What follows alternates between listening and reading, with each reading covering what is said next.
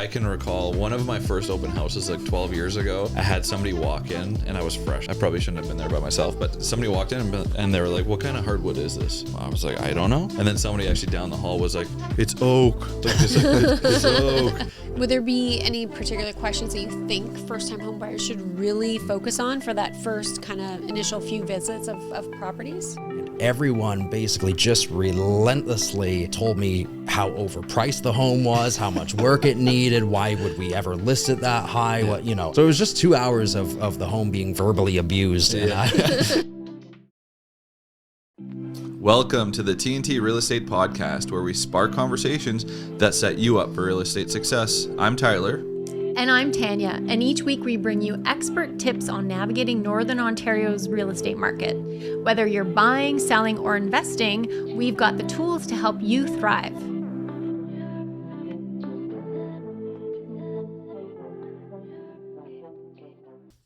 Welcome back to the TNT Real Estate Podcast. Today, Tyler and I have the distinct pleasure of interviewing one of our very own Sutton agents, none other than Anthony Field. Welcome, Anthony, to the hot seat. Hello, thank you guys. It's an honor and a pleasure to be here. Long time no see. Yeah, really. Yeah, the reason we really wanted to interview Anthony today is because he has extensive knowledge with open houses and first-time home buyers. We're pretty much in our, 20th week, 18th or 20th week of the year so far. And Anthony, how many open houses have you done so far? I've done 30 open houses so far this year. So I'm still a little ways off. I am, in fact, trying to hit 100 on the year. So I got to kick that into overdrive a little bit as we're now getting into the spring market, seeing some more listings come up. But 30 deep so far. That is a very impressive goal. And I'd say you're on track with over 30 so far. We'll push you. We'll get there for sure. I'm sure you will. So if you are looking in Sudbury, and if you're going to open houses in Sudbury, chances are you're going to run into Anthony. But we're going to enlighten you on who Anthony is before you get to one of his open houses. Yeah, so Anthony, tell us a little bit about yourself. What got you into real estate? Yeah, so for getting into real estate, like I had been working in kind of customer service oriented jobs before. So real estate, obviously it's a sales career, but I think there is, as we know, there's a lot of, customer service related sort of work that goes into it. So I think I just kind of got to the point where I was looking to use my skills and abilities to something a little more meaningful and in a sense where I had a little bit more control. I always admired that about the life of a realtor, and that's, you kind of get to a certain extent, make your own schedule and make your own decisions. So that's kind of why I got into real estate. Aside from that, a little bit about me. I grew up in Inglehart, where is that? Yeah, for those, for everybody who doesn't know, it's about 3 hours northeast of here. So I came to Sudbury for school. I ended up graduating from Laurentian in business administration, and worked for a couple of years after that, and then transferred into real estate. Right, that's awesome. So you didn't start at Sutton Benchmark. You started with another brand. So what got you to switch over, besides getting your arms pulled by some friends of yours and us as well? But why Sutton? Why Sutton? Yeah, so obviously, it did help that I knew some people who recently joined your brokerage and, were putting a bug in my ear. But aside from that, I was just at a point where my career wasn't exactly where I wanted it to be for how long I had been in the business. And so Tanya had reached out to me, and, I ended up going for lunch and meeting with her. And I just felt like it felt very, genuine, the entire experience meeting with her. And just, I kind of expressed what I was more looking for in terms of a little bit of a change of pace. And, the rest is pretty much history. I went back to the office with you afterwards, and that's where you and I became acquainted. Right. Yeah. And, was that right after lunch? Probably, yeah. Was it? Yeah, I think so. Or maybe, that's cool. Time flies. It's been a while. Yeah. But it's just, from the day I set foot in the Sutton office, like I just felt it really was a good locally focused place with genuine people, genuine leadership, where I really had the best opportunity to excel in my own career and to really have the support that I was looking for. Right. That's awesome. That makes me feel like, my little heart flutters. I feel so good. Yeah, it's been such a good, run having you join our office, and to speak about sort of the team and the camaraderie that we have there is just fantastic. Much appreciated. So let's move into sort of your experience with open houses, because you've been doing a lot of them, more than certainly I'm sure your average agent here in Sudbury. I would say maybe you're going to do the most. I was going to say there's no way that other people have done 30 over 30 this far in the year. Crazy. Yeah. So tell us, what does a busy open house look like for you? Busy open house, I just had one 2 nights ago, Wednesday night, our team's newest listing. I had 16 groups come through. Wow. So that's awesome. That's really excellent traffic. Obviously it depends on, the price point, right? Like this was a home that was listed at $259,900. So that's going to bring out a lot of people. You have your first time home buyers, you have your downsizers, right. You have your investors, right? So, if you get into a higher price point, you can actually maybe look at 6 groups coming through as like a busy open house. Mm-hmm. But to speak to the one most recently, I mean, a busy open house, especially if you have 2 entrances in that home, you have people coming in and out at all times. You're just hearing car doors opening and closing outside. Yeah. And you're just, for me, just doing my absolute best to try to build some rapport with the people that are in there, right? To be approachable, to not necessarily be like looking over their shoulder and attached to them, give them a little bit of freedom to look through the home on their own, but to make sure they feel comfortable approaching me with any questions they might have. Mm-hmm. And like I said, what I've really learned is if you can really build a little bit of rapport in the open house, and then afterwards, follow up with good intention, provide some value, some insight, it can end up being a pretty lucrative way to get some new business. Mm-hmm. And I find, like, I don't do that many open houses anymore, but I found when I did them, I feel like almost like 16 is a busy open house, and I feel like it's almost too busy, but there is a sweet spot where and it really depends. Like sometimes they all come, they're 2:00 when you pull up to the house, they're waiting in the driveway, waiting to get in, and then there's nobody after 3:00 for whatever reason. And then there's it was 1 or 2 right at the end, just before you're ready to close up. 3:55, you're like getting your coffee, getting your shoes on, and then like somebody pulls up. So it's a good mix, but it's nice when you have the open houses that, like, for whatever reason, they just, like, every 10 minutes they come, and then they go, and then somebody else comes, and like you actually get that chance to chat. You're absolutely right. Like there is very much a sweet spot, because there absolutely is such a thing as too busy of an open house where you're just not really able to have any sort of real conversations with anybody. I think if you can get about maybe 10 groups through, but obviously, like you said, it does depend on if they all show up at once. But if you can have kind of 10 staggered groups through that 2-hour window, in my experience, that gives you a good amount of opportunity to hopefully connect with somebody, and hopefully, have a little bit of privacy in terms of being able to actually chat with them. Yeah, that's fair. If you're meeting, say, a first-time home buyer and you get the opportunity to talk to them at an open house, what's kind of like their general energy and feeling about, like, the market, the home buying process? What do they sort of like give off for energy and vibe? I find usually, like, it's pretty common to see, you can sense the nervousness, Some come in and you can tell maybe they've kind of been given a list of questions by a parent or, somebody they know. And, they'll come in and they kind of hit me with these questions right off the bat. Others come in and you can just tell they almost don't even know where to begin, right? Like they're, kind of looking around. They don't even know where to begin looking within the house, let alone what questions to ask. So you do see varying levels of, kind of readiness or preparedness. But at the end of the day, whether you've been browsing realtor.ca for a while or whether it's, you just decided you're going to start attending open houses, like these people are doing the right thing. The right thing to do is to go out, see the houses in person.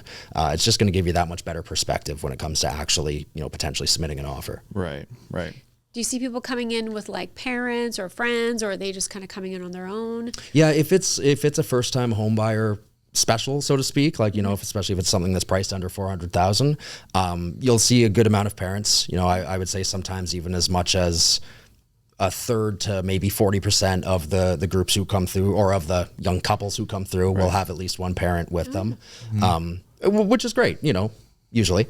It can be great if they have that resource and, they have that experience in their back pocket of somebody who kind of knows what to look out for. But on the flip side, I definitely meet couples who they do have that parental support, but they very specifically and deliberately came alone because there's that sense of independence. I don't need your help, mom and dad. We're going to go out this. We're going to do this on our own. So you see a good mix of both. For sure. Or they want to make a decision on decision on the house and then have the parents either come Right. through and give the expertise. But it's, I mean, we see it all the time where it's like, okay, no, you guys can't buy this house. But they're like, okay, well, we want to buy this house though. So please let us. Yeah. The problem is when your client's dad and mom bought their house like in the 1990s or the early 2000s and the prices were like more than half of what they are now. Offer them $100,000. That's what we paid they don't for understand the market necessarily. But it's always good to bring them in sort of later in the process to give you that sort of advice. Now, is there one like overarching question that like everybody that walks through the open house, or like 80% of the people always have the same question?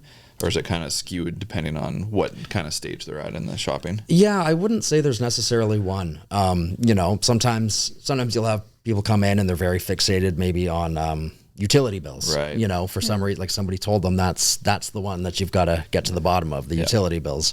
Other times it could be, I think maybe a little more savvy buyers, like if they've been looking for a little while, they'll come in and they might ask about if there's an offer date, that sort of thing. Right. Whereas if you're brand new, you might not even necessarily understand what an offer date is. You might not understand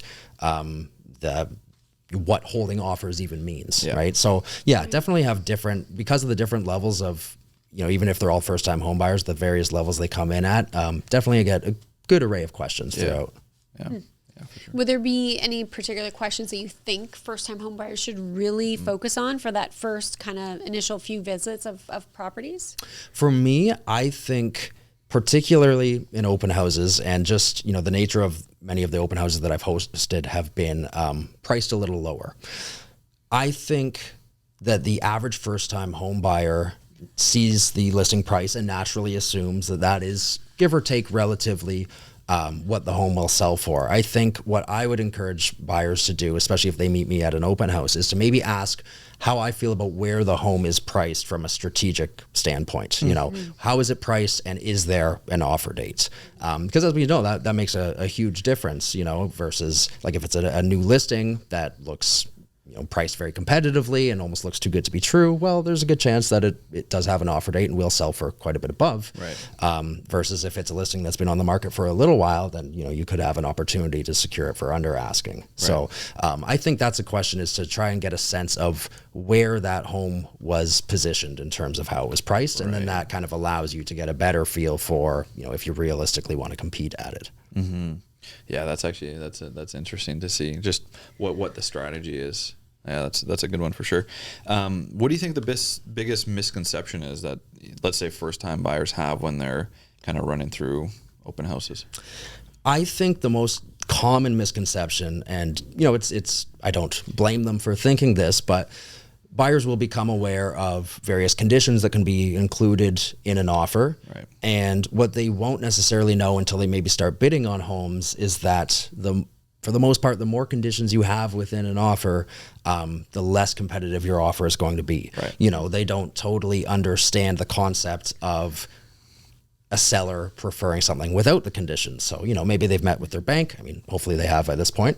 Yeah. That's great. And they understand that, they've heard of these guys called home inspectors who come in and look at the house and give you a big report on what needs changed or what needs fixed. Right. And that all sounds great. So yeah, of course we would want to make sure that those things are satisfactory when we buy our house. Yeah. Unfortunately, in my experience, I've been in the industry just over 3 years. And for the most part, if you're in that first-time home buyer price range, you're going to have a difficult time if you are including, especially both of those conditions. Yeah.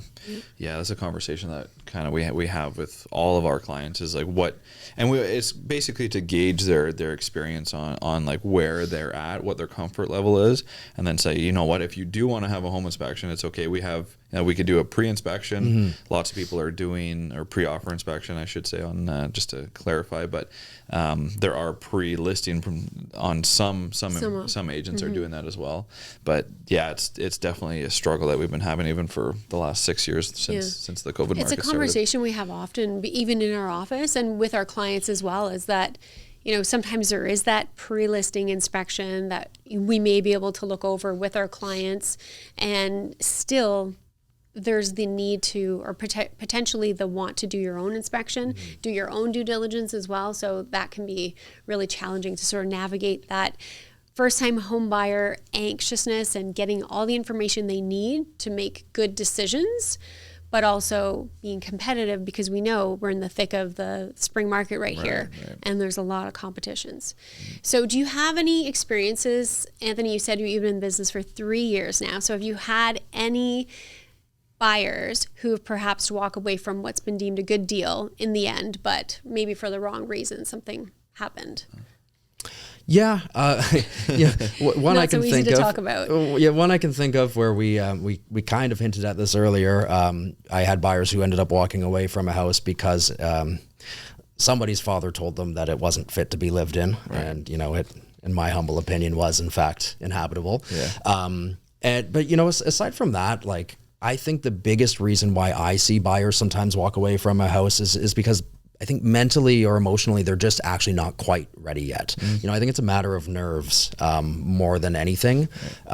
You will sometimes see people in terms of location not wanting to go for a certain house that maybe checks the boxes as far as the physical home itself, but it's not in their preferred location. So, I mean, you could debate if that really is the right home for those people or not. Right. But yeah, I think in my experience, nerves are the biggest thing, where maybe people just, when it becomes so real that we actually have a real chance at this house, it's almost a little too scary. Like, we're maybe too used to submitting our offer and losing, and it's like, oh, we can actually get this. Oh, that's frightening, So I think that's something that I've noticed, and it's just a matter of time. It's just working, like, not giving up on them and just kind of working through that. And I've had a number of clients who have done that, but then we do end up successfully purchasing down the road. They just need to get there at their own pace. Right. Yeah. I'm a firm believer. It always works out the way it's supposed to. So even if you get disappointed, there'll be something else around the road. I mean, you do have to work for it. You can't just expect things to fall in your lap, certainly. Yeah. But usually if there's a bit of nervousness, hesitation, they walk away, there'll be something else, and they'll be more ready, right? They'll be more ready to make that decision. Yeah, for sure. Now, have you had any very memorable moments? Like, I can recall one of my first open houses, like 12 years ago. I had somebody walk in, and I was fresh. I was, I probably shouldn't have been there by myself, but somebody walked in and they were like, "What kind of hardwood is this?" And I haven't had that question ever since that one question. And I was like, I don't know. I was like, let me ask the seller and find out. And then somebody actually down the hall was like, "It's oak." Like, it's oak. And I'm like, okay. So I didn't even know there was different types of hardwood back then. But look at me now. So do you have any, like, it doesn't have to be like something like that, but do you have a memorable moment that it will kind of stay with you forever? I've got a few. I mean, I remember my first ever open house. It would have been, I got my license early April. So it was probably mid to late April. So, peak spring market. Right. And not my own listing. I was doing the open house on behalf of some other agents in the office. And it was, in a location that was considered pretty desirable, pretty sought after, but the home itself was fairly rough. Right. And in hindsight, is now safe to say that it was priced a little high when it initially hit the market. Right. So I had no idea what to expect. I go in there, I think I brought, a take 12 of coffee and Timbits and the whole bit, right? Yep. And I had about 15 groups through, and everyone basically just relentlessly told me how overpriced the home was, how much work it needed, why would we ever list it that high, asking me so many questions, which I couldn't even fathom what they were saying. I was so new, and so it was just 2 hours of the home being verbally abused. And I just kind of stood there taking it, and I'm sorry you feel that way. Decide you just rip up your license. Right? Yeah, pretty much. So that's one I'll always remember. I had kind of two funny ones, both in January this year. There was my shortest ever open house where I walked in to host an open house at this place where the heat had been turned off. I think you guys had heard about this one before. Yeah. So it was January. They turned the heat off as the home was vacant, and I walked in and just heard a really loud, prominent hissing noise. I'm like, that sounds kind of weird, and walk around the corner, and their pipes had burst. Yeah. So that was about a 15-minute open house. Basically, I called the listing agent, told them the problem, locked up, and left that in their hands. Yeah. Wow. And then I had another open house also in January of this year where family comes in. There's a couple young kids. One of the young kids ends up making their way to the bathroom, shuts the door. They're in there for a little while, and they eventually leave. And that not the most powerful fan in the bathroom, right. I guess, because for the rest of the open house, it was... there was a bit of a smell. It was a little unpleasant. And I just hoped that the other people who were coming in didn't suspect it was me. That was my kind of main thing at the time. But plumbing works. Yeah. So those are off the top of my head, those are some that come to mind. Yeah. I'm sure I'll very continue memorable. Yeah, That's awesome. Okay, so now we're going to move into our favorite section, the rapid fire round. So you get like one quick answer. Yeah, you can't really follow up. Like you can't like give an answer. You can't and then correct it and do make like it better. A 3-sentence why you picked that. Right. That kind of has to be like quick. Okay. We'll give you like a couple words if you need them. But Okay. Yeah. Okay, so who should start? I'm gonna start. Most common reason a first-time home buyer talks themselves out of a good house. Fear. Biggest green flag you see in a prepared first-time home buyer? They have recently been pre-approved for a mortgage. Oh, that's good. And what's the biggest red flag? They come in to the open house and ask me if I think the seller would take $100,000 less than what it's priced at. Fair. Awesome. Open house on a rainy Sunday. Is it busy or dead? Dead. Open houses are weather dependent. Oh, wow. The question you dread being asked at an open house. What is that? Was that you in the bathroom? I mean, yeah, that would pretty much be it. If there's a random defect that I wasn't told about by the listing agent, I might, but. Yeah. You're an open book at an open house. Yeah, pretty much. Okay, how about parents? Are they helpful or a deal killer? More often than not, they lean towards deal killer. Ooh, okay. Tough. Best neighborhood in Sudbury for a first-time home buyer right now? West End. West End? Oh, wow. Yeah, Okay. that's good. One thing you know now that you wish you'd known when you first started in real estate? Persistence is key. / follow-up. Persistence, follow-up is key. Okay. And then the last one, a first-time home buyer calls you panicking at night before closing. What do you say to them? Remind them that we've done our due diligence. Right. If we have come that far and I've been representing them as my buyers, then we have been prepared. We've done our research, and it's a normal reaction. It's a nervous sort of thing, and it's okay. But we've done the work. We had our plan, and so just follow through. Right. Sweet. Awesome. I like that. Well, I think that's it. That wraps our segment for today. Thank you, Anthony, for joining us. Your insight to open houses and first-time home buyers has been really wonderful. And if you haven't seen him yet, you'll probably see him at the next open house. Awesome. Thanks for having me on, guys. This was fun.